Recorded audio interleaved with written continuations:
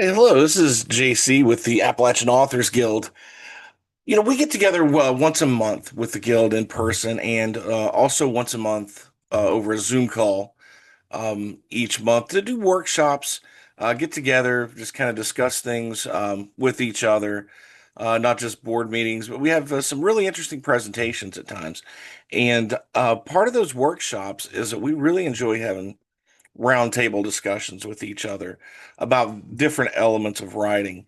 Now, recently we actually had an evening workshop where we discussed crafting the villain of your book, like some of the common traits of the antagonist in your story for fiction writing, and this could help with some nonfiction too if you have an antagonist in a story that you're writing in a biography or something true to life. Um, but we also had this a couple of weeks back, about a week ago, in person. I presented this particular topic, and we had a really great in-person discussion. One of the things that we really like to do is kind of bring everybody into the fold and talk about how what we're discussing fits into their writing. So if you haven't had an opportunity to show up in person or on one of the Zoom calls, we certainly invite you to pick up your work, kind of refresh what you're working on and jump in and talk with us a little bit about it. Our evening calls only last about an hour and a half once a month. And if it's a really good particular call, we'll extend it to the next month if we need to. We can always extend time as we need as well. But we have a lot of really good feedback because we have a lot of really amazing writers in the guild. Now, I wanted to talk a little bit about crafting your villain, crafting your antagonist. So, what I want to do is bear with me just a second. I'm going to figure out how to share screen. And then at that point I can show you what I'm working on. And let's see. Should this be somewhere at the top? Share screen? Yeah, here it is. All right. So now that I'm sharing my screen, let me blow up the screen here. Common traits of your antagonist, crafting your villain. Uh, if you're like me, I really like to have a good, strong villain or antagonist in my story. One thing that I've read a lot of, and this is something we talked about in person at the last meeting, was how your villain is only as strong as your hero, and your hero is only going to be as strong and interesting as your villain. So these two particular characters in your work really have to play off of each other. So let's start a little bit before I get into some interesting little details here. Some of the great writers in literature, or not great writers, but great villains in literature. And as we go through this list, think about some of your favorites. Um, Mr. Hyde, maybe the worst villain is inside of you.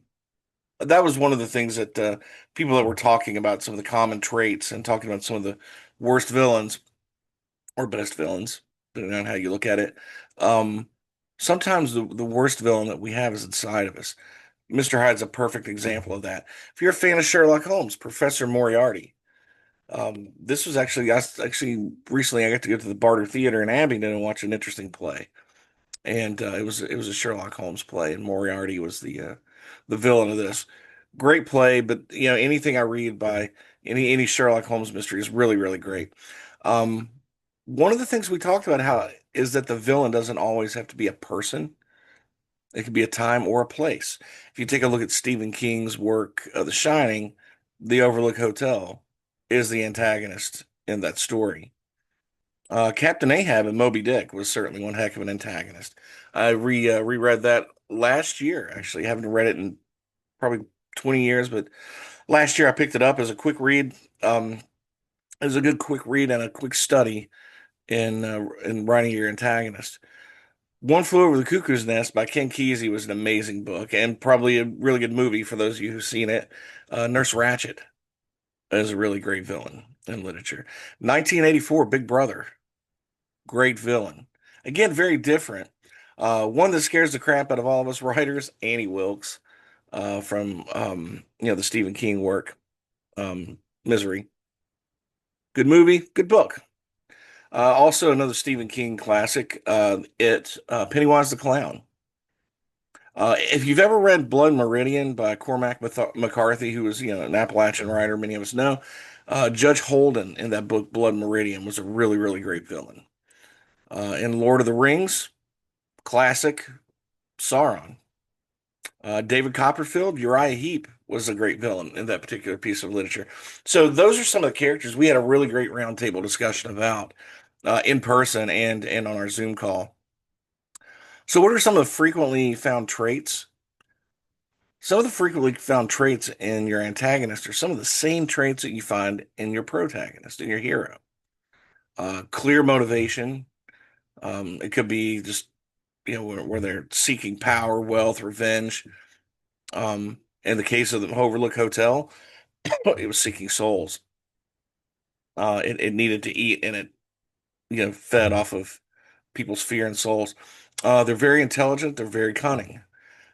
The more cunning and intelligent your villain, the more your hero has to overcome, the more suspense is added to the story. They also have a strong will and persistence. They never give up, just like your protagonist, just like your hero. They will pursue their goals to the end. Um, uh, they have a complex background. A little piece of advice that we discussed in person was that if you have a very complex antagonist, which is a good thing in a story, one of the things you want to do is prior, I noticed some people talked about how they would write a bio of their hero and one of their villain, a page or two, so that they have a really interesting background, can understand a background story, that can somehow get worked out during the course of the book and come out for the reader to experience. Another thing was moral ambiguity. They don't really see things in black and white. They don't see things as good and evil. It's all shades of gray. They're really not, they don't have the moral compass that your hero does. So the more moral ambiguity that you can kind of portray in a character, depending on the story, um, the stronger your hero becomes. Charming elements. So these people can be very charming. Look at Jack Torrance, for example, here. They have flaws and vulnerabilities, just like your hero, but they can also be quite manipulative. Jack Torrance in The Shining is still one of those characters I think is a perfect study for your antagonist. Starts out one of these people who kind of, well, he was in the process of trying to redeem himself. He was recovering alcoholic and trying to be a better father and husband. And then just things in the Overlook Hotel, that place fed off of him. And look what he became. Great story again. Good study in the traits of an antagonist. They have a conflicting ideology with your hero. But they do have a capacity for change, perhaps. All these traits that you throw in there can make the character more interesting. These are just rules of, you don't have to, not really any kind of particular rule. You don't have to use all of these, but adding some of these in really kind of makes a difference. Um, the more obstacles you have, these traits make the antagonist more than just obstacles. They turn them into multi-dimensional characters that can challenge the protagonist and the readers on multiple levels. So that's just a short PowerPoint. So, one of the things I wanted to do is, I guess, talk about your antagonist. So let me stop sharing here, and I'm going to close down this, and I'm going to go ahead and pull up some information here that I had jotted down, some notes. As you go through these 10 traits, the strong will and persistence and moral ambiguity, charisma and charm. I wanted to think about, what are some of the in modern fiction? Um, there's been some really good, unforgettable antagonists here in modern fiction. So who are they? And these are stories that we maybe have already read, you may have already read, or maybe you've seen a movie. One of the ones we've used as an example in a couple of different workshops was the book Gone Girl by Gillian Flynn. Amy Dunn, the character in there, brilliant manipulator. Um, she stages this elaborate disappearance and frames her husband. She also had another trait, which was the moral ambiguity, and it's very deeply flawed. She's the weird way that Gillian Flynn writes. It's not weird, but it's really a powerful way to write this. Uh, the character is simultaneously a victim and a villain. The more complex the character, again, the stronger the story. But this character, Amy Dawn, is also very charismatic and persuasive. Um, She manipulates people, tells people, she convinces everybody around her about her lies. She's very cold. She's very meticulous in planning the detail of her revenge. Very meticulous. So again, these are some really interesting traits. Um, Also, I guess she had this kind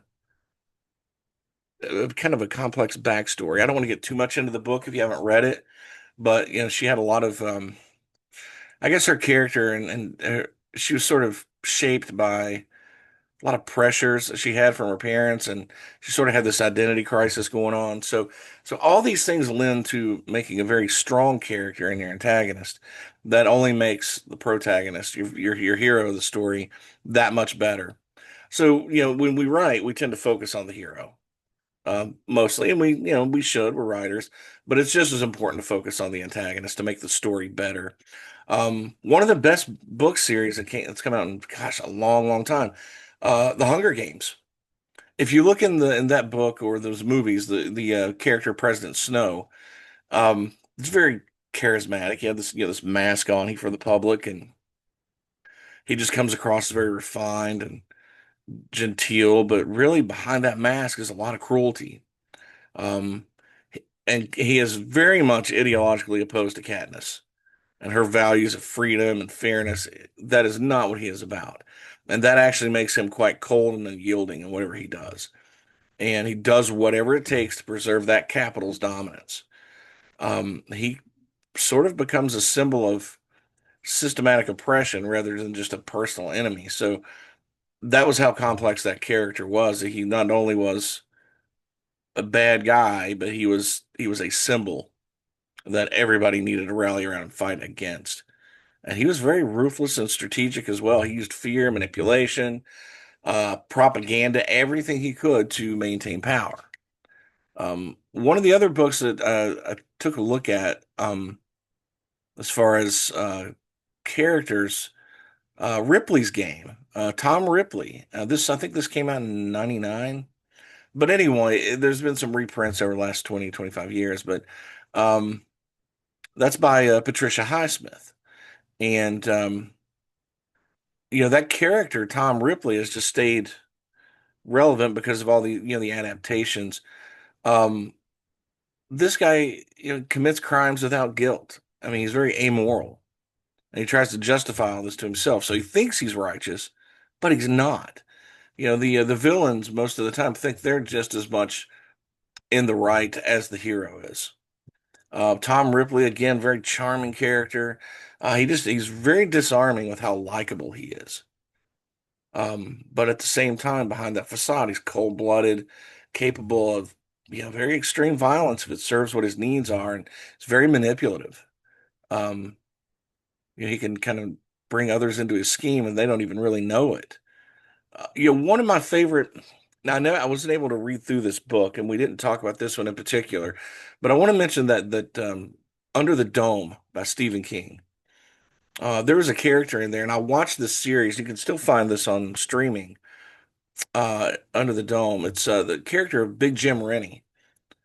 Big Jim, yeah, for everything this little town is going through in this book, they're trapped under this dome. They can't get out. So they have to learn how to survive with what they have indefinitely under this dome. They can't get anything in, anything out. They're trying to find ways to get out. But yet now they're dealing with, I guess power being, cut off or things like that, and have to figure out how to get everything working. And so it's kind of a, Lord of the Flies experiment, sort of. But Big Jim is very corrupt and he's power hungry. And he takes the chance that he has to really seize control of the town while it's under this dome. And, a very two-faced guy.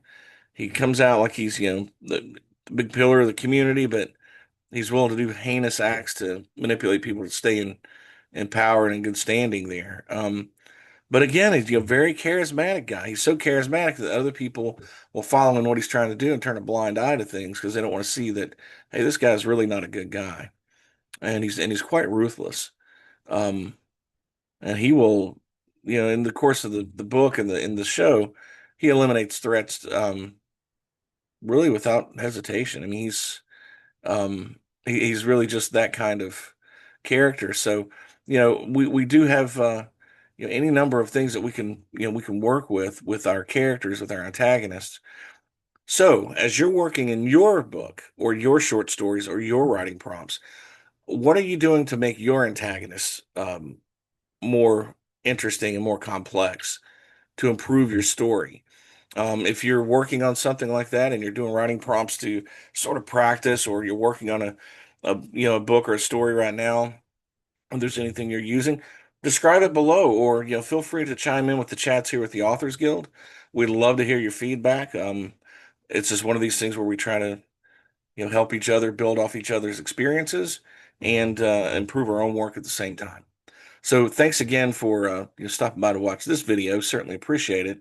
We'll be back with some more in the future. We just recently had one where we discussed Jason Houghton led our discussion in suspense writing, and some of the elements, things that we can put in our work to create more suspense.